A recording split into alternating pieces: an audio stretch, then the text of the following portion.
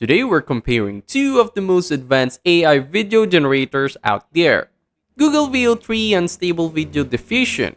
Both can turn simple text prompts into stunning videos, but only one truly feels cinematic.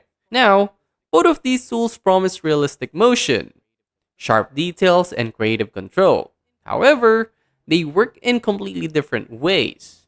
Google VO3 uses Google DeepMind's generative video model that builds full cinematic scenes from text, giving you smooth camera motion and consistent lighting.